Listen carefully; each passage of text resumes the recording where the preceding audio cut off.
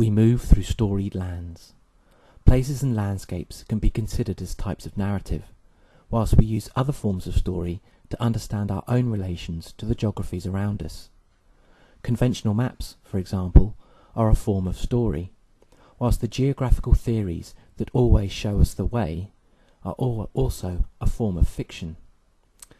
Our mobility through the landscape and our knowledge of the landscape are thus inherently connected to fiction. As Rebecca Solnit tells us, we navigate by stories. This paper takes the indelible connection between fiction and mobility seriously. It answers Watson's plea for the use of literature in geography as a primary source material. To this end, the paper explores the ways in which thinking and territory are connected. In Deleuze and Guattari's phrase, it examines the ways in which knowing involves a gradual but thorough displacement from text to territory. It does this by working with the notion of plotline. A plotline is a way of mobilizing stories. Plotlines are particular routes chosen through the entanglement of text and territory. These plotlines are at once geographical and literal in nature, referring directly to a position on the globe, but also inevitably entangled with literary plot and narrative. Knotted together with these components are the lives of the reader, who bring their own outlook, opinion, culture and ideas to the plotline, making it both actor-centred and personal, but at once a potentially collective way through the geography of fiction. So, as Price tells us, narrative plays an important role in the construction of place, just as places in themselves play an important role in narratives. This paper explores this mutually informing role through taking you on a plotline through Cardiff's literary geographies, through the streets of the city, entangled into the writings of Peter Finch, Tessa Hadley and Gillian Clarke. The paper offers a mobile plotline that sets in motion meanings that are both an analysis as well as an aesthetic provocation. Let's begin our plotline with the words of Lloyd Robson. So this is my home, this morose dump, this castle ground, this moggy swamp, this swab of land, this marsh growth, this tamponing town of urban blood and brown, this festering hole, this rising damp I keep running from and sloping back and insist on calling my home, whether it wants me or not. This is what it's all about. So we start our plotline with Graham Davis's book Everything Changes in Cardiff Bay. Graham Davis's book is structured around two characters, Simone Veal and Mywyn Jones. Mywyn Jones is a Welsh language activist trying to keep traditional Wales alive, and Simone Veal, a character from the mid-20th century in continental Europe. As Graham Davis outlines in the prologue to the book, I was struck by the way Veal's remarkable life story would lend itself to a creative narrative treatment. The book is based on Veal's life story, and nearly all the major characters are based on real people. However, in the same way that our plotlines are, through telescoping, simplification and composting, have all been necessary in order to create a narrative, characterisation and indeed geography. So Mywyn Jones's life story is part and parcel of this book, and she has very strong connections to North Wales and Colwyn Bay, very different from her attitudes towards South Wales and Cardiff, as this passage outlines. Dewi simply nodded, then he turned away to follow Mywyn, who was already walking away from the shadow of the restaurant and out into the early afternoon sun of Cardiff Bay.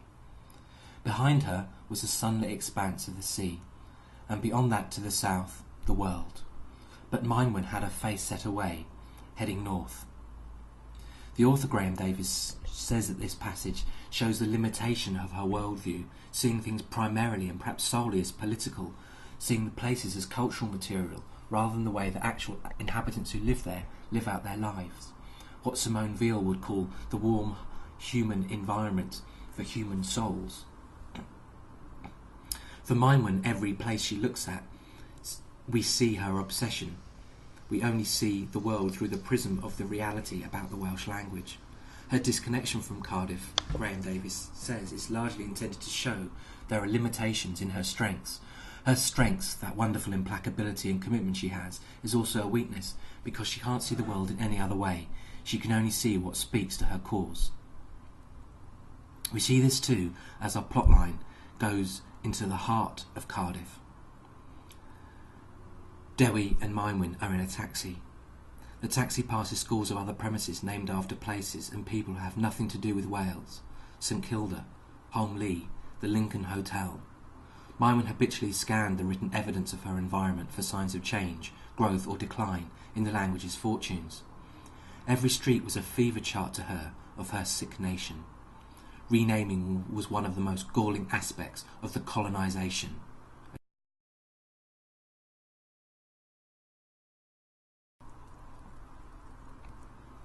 The rainwater fed the swollen River Taff over which they had just passed. It pooled on the corner near the Angel Hotel, more than the drains could cope with, flowing up over the pavements, spreading the debris of the city's gutters ever wider.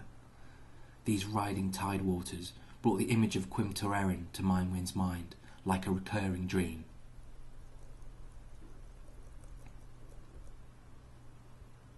Yet if Meinwin thought to saw this exact area of Cardiff in a different way, she'd see a very different Cardiff, one where the Welsh language is thriving. Over Cardiff Bridge, past the Animal Wall, past the entrance to Womanby Street, where clubbers would be hurrying out of the rain on their way to Club E4 the Welsh language nightclub where Dewi had planned for them to go tonight if Meinwin had felt up to it. If the interview had gone better than perhaps she would have agreed. But it was a cause, it was the cause, not a missed night out, that most occupied Meinwin's thoughts as she sat silent beside Dewi, looking out of the taxi window at the drenched city.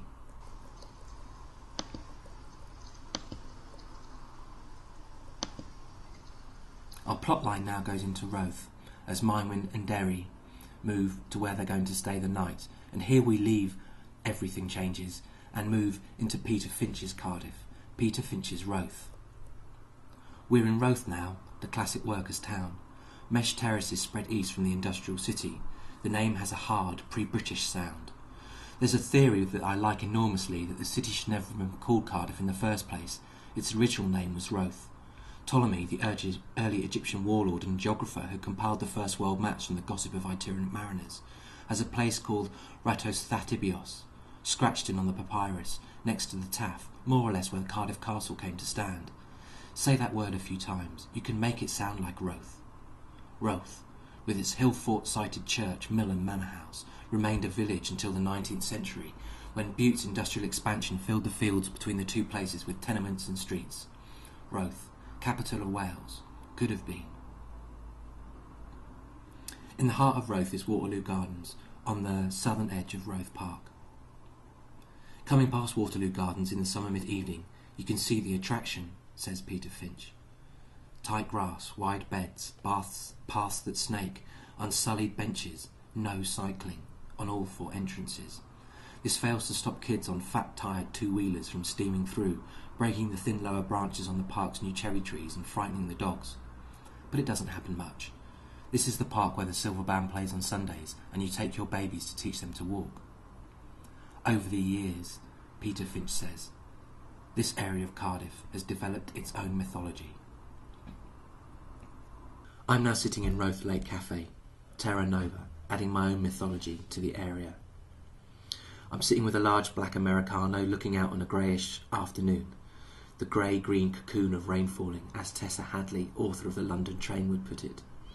A solitary pedalo, scores of scattered bird life, gulls, swans, ducks, pigeons even, constantly scurrying it seems. It's here, or nearly here, that Tessa Hadley set a scene for The London Train. This novel, oriented around two stories, Cora and Paul's, that pass, meet and pass on again in a 21st century version of Brief Encounter in the train between Cardiff and London. Cora was the park girl.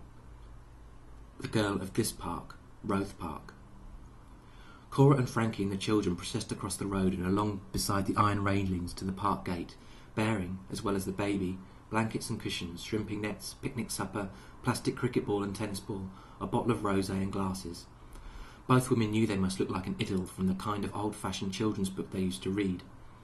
Other sections of the long park that ran through this eastern part of Cardiff for more than a mile were given over to cultivated beds, bowling greens, a rose garden. At its far end there was a lake with a large clock tower built as a little lighthouse commemorating Scott's expedition to the pole, because the Terra Nova had set out from Cardiff docks. Opposite Cora's house, the park's ambitions were less strenuous. Winding paths, grass worn thin under the spreading trees, dusty shrubbery. Older children were already in possession. Cora had played in this park all through her childhood, felt as if it was yesterday the ooze of the stony brook between her toes, her mother's dread of broken glass and lockjaw. Cora was thus defined in some senses by this park. It was part of her life. She was the park girl, too, to the cuckolded wife following an affair with Paul. She was just one of his many mistresses, just the park girl. This area of Roath also has strong connections with the work of Gillian Clarke. As she writes, "My father set the stories of the Mabinogi in locations wherever we happened to be, in Forest, in Kincoid, in Kingsway, in Roath Park. He took me to the Arms Park and the Opera, first the Magic Flute in one of the theatres and cinemas that used to flank Queen Street. Aunt Phyllis took me to Peter Pan in the new theatre and got me a week off school every year to visit Stratford. My first Shakespeare play was King Lear. I was 10 and wept for the old man who broke friends with his daughter." She writes that her father setting the stories of the Mabinogi in locations wherever they happened to be, in Roath Park for example, gave, as she writes, me possession of what was rightfully mine and should belong to all children. It offered me a place in the myth and gave myth and naming a place in my imagination. And through this her family story and broader myths and legends get woven together in plot lines for her own version of Cardiff. So one day the family story would fall into place. The real becomes distinguished, or perhaps indistinguishable, from the myth. I eavesdrop on grown-up talk in Welsh and English, voices over my head which seethe rumour, gossip, quarrel, scandal, malice, stories, the Bible, Grimm, Hans Andersen. My father's stories on the slow road between Cardiff and Pembrokeshire as the danger of bombs came and went. Words, delicious words, names, splot, go late, brains dark, in the ways of children and adult memory, but also in the way of plot lines. The entanglement of these stories in real life became absolute. Stories, as Gillian Clarke writes, became layered with other stories, all laid down in the mind to become part of my being. As we now move our plotline back to where we started in Cardiff Bay, we go with the words of Gillian Clarke. An elderly neighbour, a hedge poet, now dead, who lived in a house whose lights we can see across the valley, used to walk this way. She would stop to talk, adding a ghost or two to the company of spirits. She once told me of her grandfather who was killed by a highwayman. Her story, too, haunts the lanes I pass through. This lane, this road, leads everywhere. It treads unbroken to the Horn of Africa and crosses 11 time zones to the shore of the Pacific. It changes its name as it travels. It's a road, it's a motorway, an autoroute, a silk road, as we ultimately end up back to Cardiff Bay. Flashback to 2005. There's still the odd day that remembers what summer could be. 2 days in Cardiff have been cloudless and warm. 5 o'clock, the sun is hot. It'll be over the Yardarm by now, so I'm sipping a glass of chilled white wine at a pavement outside the Millennium Centre. A glimpse of the shining waters of the new lagoon. Ahead of me, the headland at Penarth. The sea, held back by the barrage, used to come and go here. Under those calm waters are hidden limbs of mud, which before the docks became the bay, were re-sculpted twice a day by the Taff in the Ely and the huge tidal rise and fall in the Severn. I loved those flooding and draining rivers, the mud, the half-submerged boats and the buoys and the shopping trolleys. But I enjoy this gleaming surface too. Down there, I know, the secret rivers still flow, arteries, from the city to the sea. This paper has sought to explore the connection between fiction and mobility. By introducing the notion of plotline, it has attempted to show how stories can be mobilised in order to offer new insight into the relations between people and place. Through the Cardiff plotlines outlined here, it has attempted to provoke new ways in which we may see how thinking and territory are connected, and how these plotlines can further entangle the relationships between page and place, through which we come to make sense of our lives.